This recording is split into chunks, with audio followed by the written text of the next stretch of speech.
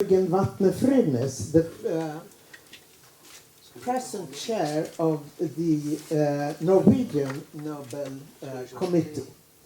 And Frydnes, he has a background in Penn, Norway, and he was in charge of the rehabilitation of the youth center following the massacre in 2011 on the island Utøya, where 69 young people were killed.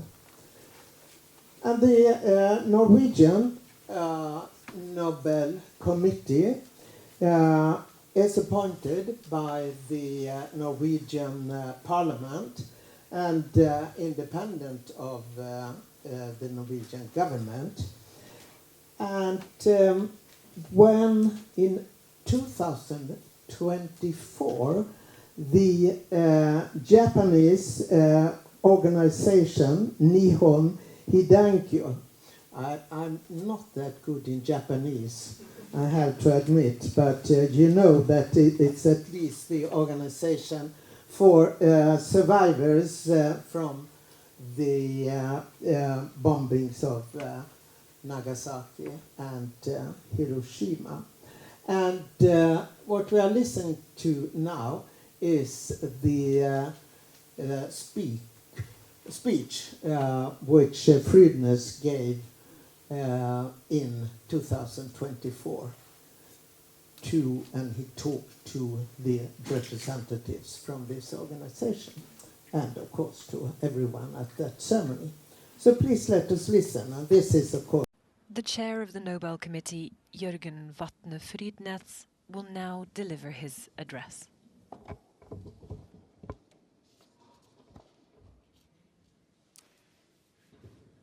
Your Majesties, Your Royal Highnesses, esteemed laureates, excellencies, distinguished guests, ladies and gentlemen. There lies before us, if we choose, continual progress in happiness, knowledge and wisdom.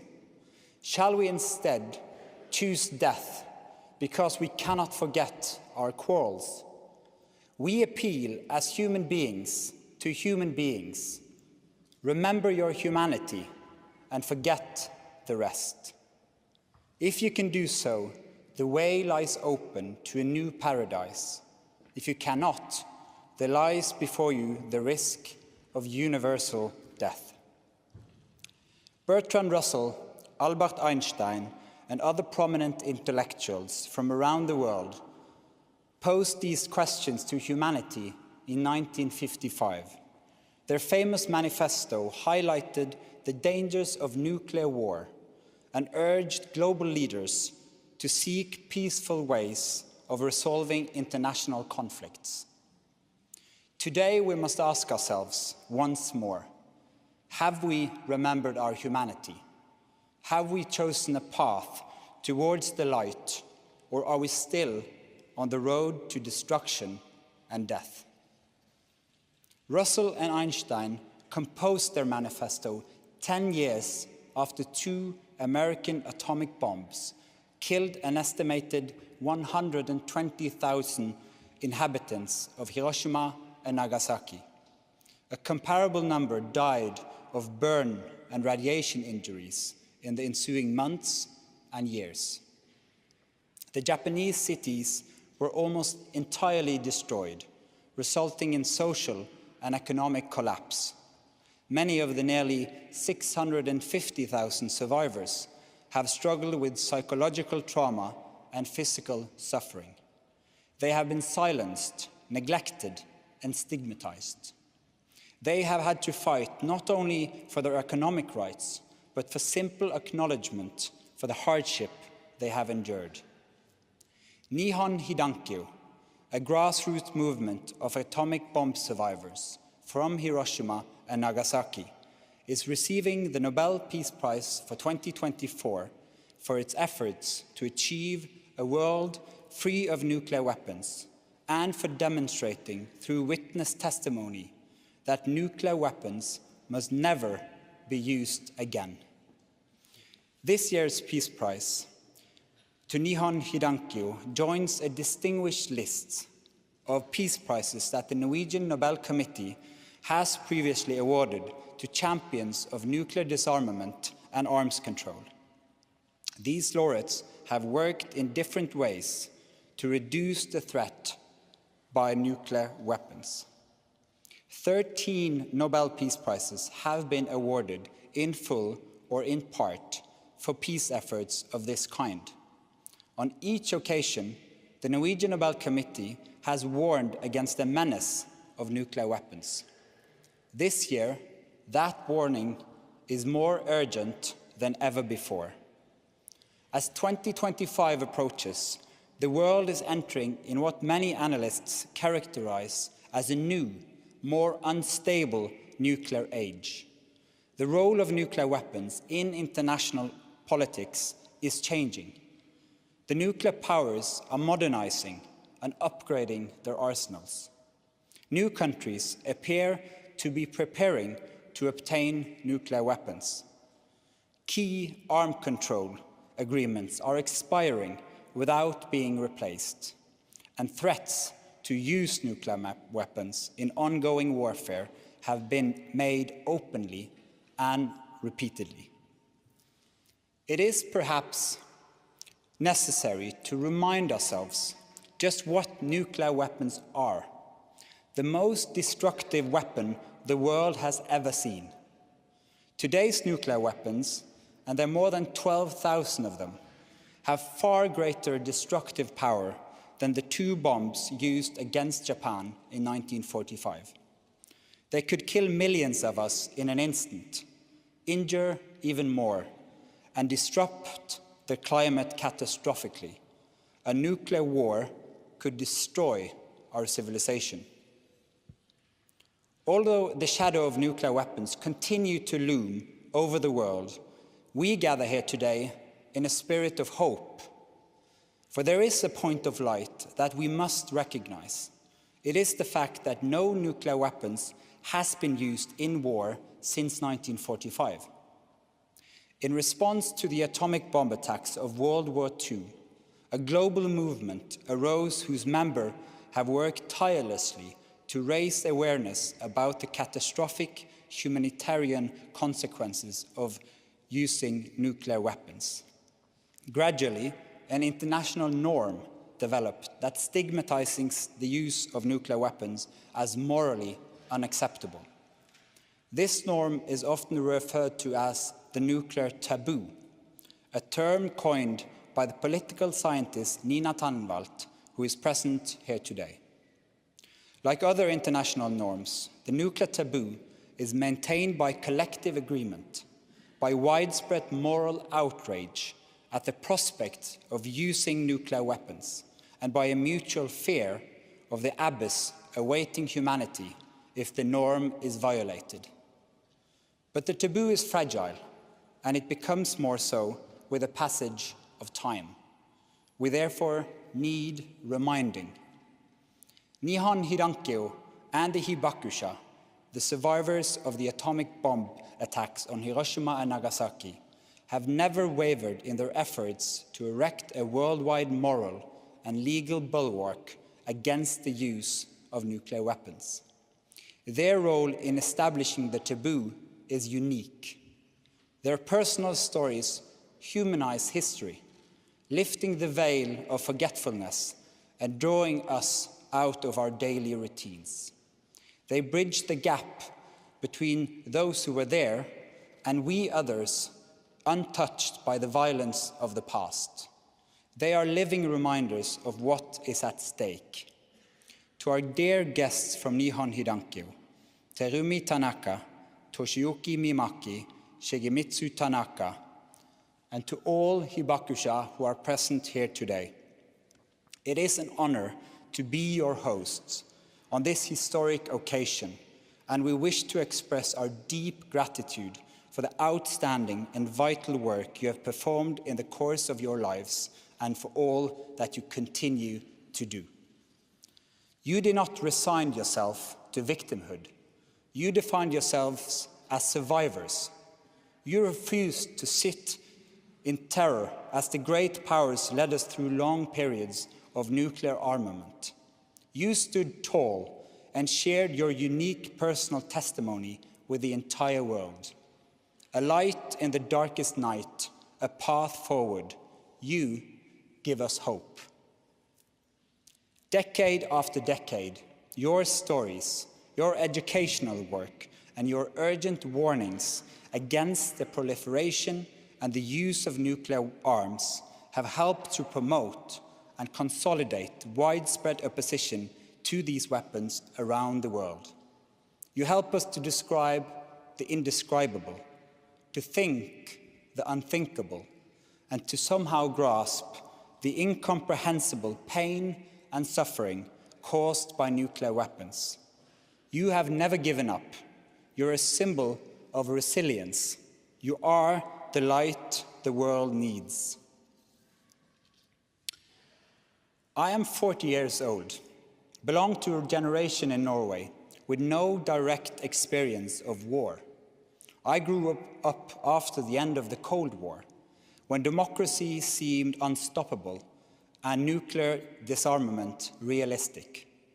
My generation lived through an optimistic bubble in history. That time is over. For more than half of my working life, I have dealt with the consequences of terror and experienced the cruel aftermath of young lives being brutally torn away.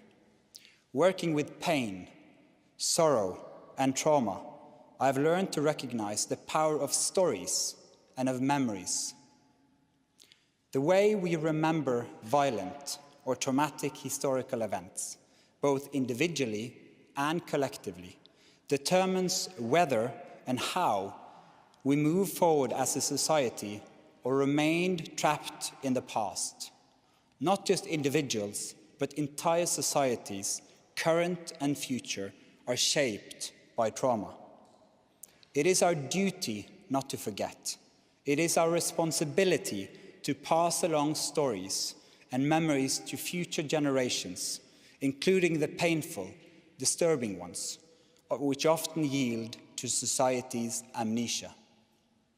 Governments and rulers often have a need to move on. In many cases, this is because somebody wants to avoid being held to account. For people not directly affected, forgetting may also be a matter of comfort. It spares us the distress of entering into the suffering of others, and thus of needing to care. Those who are directly swept up in violent events may find it hard to talk about their own suffering. After traumatic experiences, many survivors have both a fear of their own memories and a fear of forgetting. As we are gathered here today, the Nobel Prizes in medicine, physics, chemistry, and literature are being presented in Stockholm. While this year's Peace Prize laureate is Nihon Hidankyo, the recipient of the Nobel Prize in Literature is the South Korean novelist Han Kang. Her writings about trauma and memory are part of the reason she was selected for the award. She has said, "I believe that trauma is something to be embraced rather than healed or recovered from. I believe that grief is something which situates the space of the dead within the living, and that through repeatedly revisiting that place, through our pained and silent embrace of it over the course of a whole life, life is, perhaps paradoxically, made possible." Memories can imprison us, cut us off, prevent us from moving on, but they can also be a catalyst for new life, a safeguard against forgetfulness, and a tool for honoring those who have suffered. Memory work can be an act of resistance, a force for change. For this, we need all our institutions of memory, history writing, documentation, and education, as well as personal testimony, literature, and art. The Norwegian Nobel Committee today honors all survivors who, despite physical suffering and painful memories, have chosen to use their costly experience to cultivate hope and engagement for peace. Our tribute also extends to the 500,000 hibakusha who have died since 1945 and who for many years offered their first-hand testimony while helping to develop and uphold the critical international taboo against nuclear weapons. One day, the hibakusha will no longer be among us as witnesses to history. But with a strong culture of remembrance and a continued commitment, younger generations in Japan and elsewhere are carrying forward the experience and the message of the witnesses. They too have inspired and educated people around the world. But they must not bear this responsibility their own. We all have a duty to fulfill the mission of the hibakusha. Their moral compass is our inheritance. It is now our turn. Disarmament efforts require insistent public appeals and sustained pressure. A new generation of brave voices, interested students, and willing teachers is needed. Disarmament also requires courageous and visionary political leaders. None of the 9 countries that possess nuclear weapons, the United States, Russia, China, France, the United Kingdom, India, Pakistan, Israel, and North Korea, appear interested in nuclear disarmament and arms control at present. On the contrary, they are modernizing and building up their nuclear arsenals.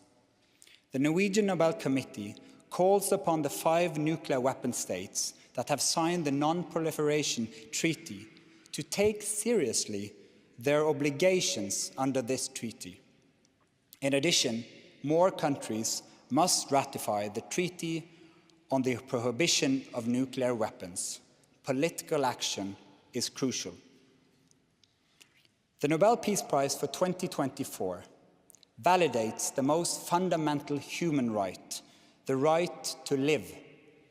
This year's prize also fulfills Alfred Nobel's desire to recognize those who devote their lives to the work of benefiting humankind. In the committee room of the Norwegian Nobel Institute here in Oslo hang the portraits of every Nobel Peace Prize laureate since 1901. 2 of the portraits are of Ales Bialiatski and Nargis Mohammadi, who received their prizes in 2022 and 2023, respectively. Both are serving long prison sentences for their peaceful advocacy of human rights, the very work they earned them the Nobel Peace Prize.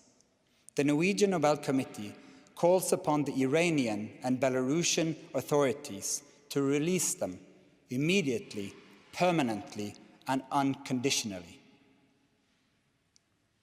Their portraits and those of all the other laureates serve as an important reminder that injustice, brutality, and war are still with us, but also that society can change for the better. The portraits tell a story of courageous people who never give up in the struggle to bring about positive change. We are not doomed by some genetic code to repeat the mistakes of the past. We can learn. We can choose another path. We can raise our children to believe in a shared human destiny. We can listen to Russell and Einstein and remember our humanity. The path towards a world free of nuclear weapons remains long. We will see progress and setbacks, but that does not mean the vision cannot eventually become reality. Imagine a world in which 100 years have passed since nuclear weapons were used on the battlefield.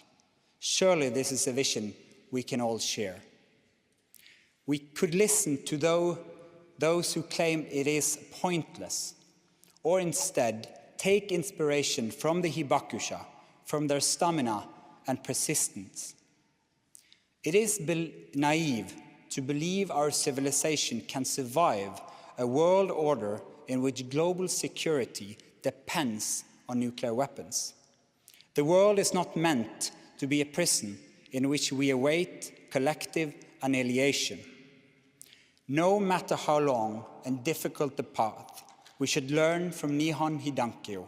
We must never give up. So let us listen to the testimony of Hibakusha. Let their courage be our inspiration. Let their persistence drive us forward. Let us all strive to keep the nuclear taboo intact. Our survival depends on it. Thank you.